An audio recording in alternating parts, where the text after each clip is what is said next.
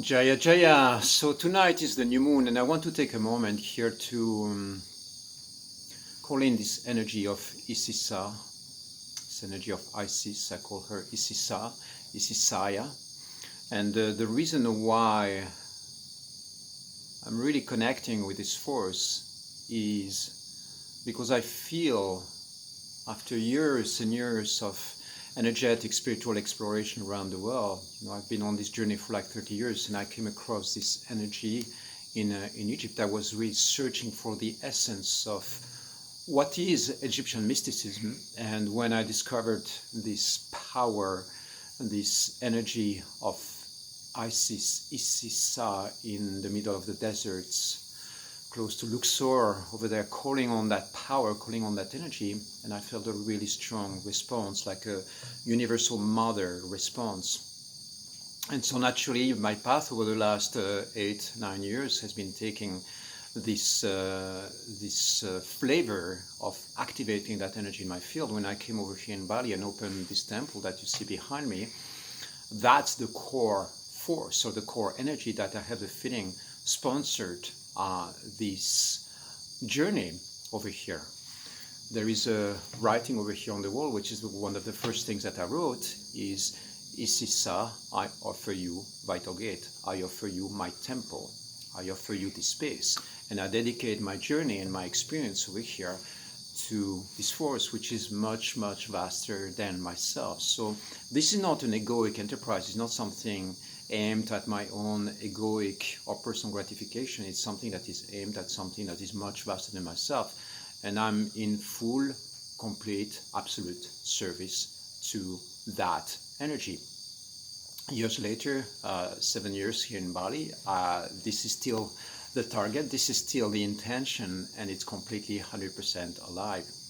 So what I want to give you right now, as we call in this force, this power into our hearts, into our beings, is really to imagine that thousands of years ago there is this force, this goddess energy, which is like a ray of the sun that touches the earth and then creates or uplifts or activates the Egyptian civilization, right? This is like a big flow of inspiration.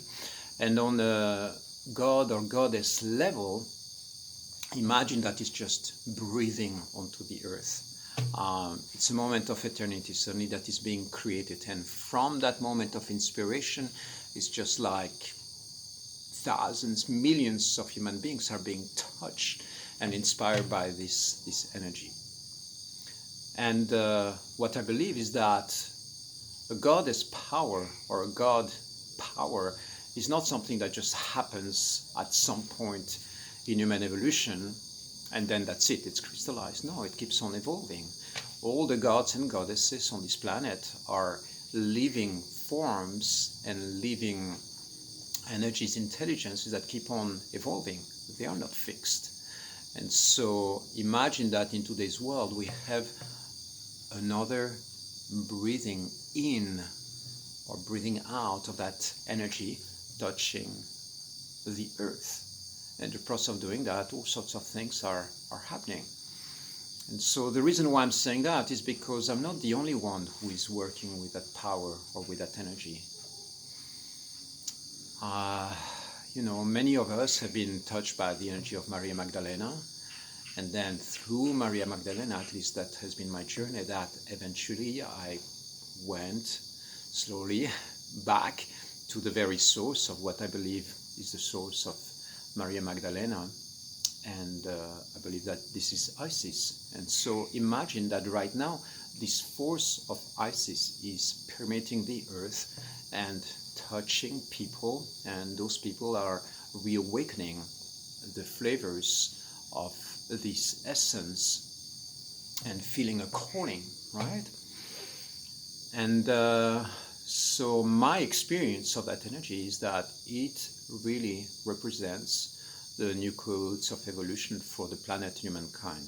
It means that within the field of Isis, there is a program. Okay, that goddess energy, Isisa, is like the codes of human evolution. And it's not codes that are fixed, okay? It's through the field of my mind, through receiving the inspiration of this goddess energy, those forces are touching me. And through the field of my mind, I see things, or I envision possibilities for humankind. And I believe this is exactly what is happening right now. So it's not static, it's not fixed, it's an ongoing creative process where we use what I call the oracle power. So the oracle power is the ability to envision the future and or create the future. So it's not just like, okay, I have a vision of what can happen. It's through the filter of my mind, through the filter of receiving that, and I envision something, and that creates reality. So I'm not the only one to who this is happening.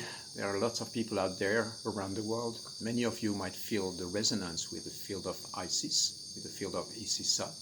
And what I want to tell you is that I don't think you're crazy. I think that what you're experiencing is something that is absolutely 100% real, and that humankind is being guided very precisely, and through some of us, like gatekeepers or priests and priestesses activating this energy, we are really bringing that into the world in very specific ways.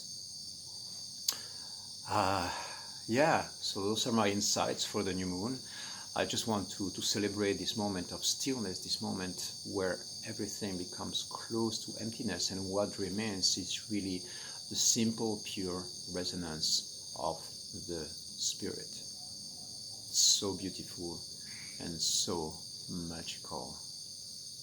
Yeah, that's it for now. I send you lots of love wherever you are. If you feel resonance with that energy, please feel free to reach out, connect, let me know what your experience is around this field of Isisaya, around this field of ancient Egyptian mythology, and how you are receiving it in your world, in your field. What are the practices? What are the invocations? What techniques do you use? And yeah, keep on tuning into that stream. Tune in, have faith. This is real. You're not making it up. I love you.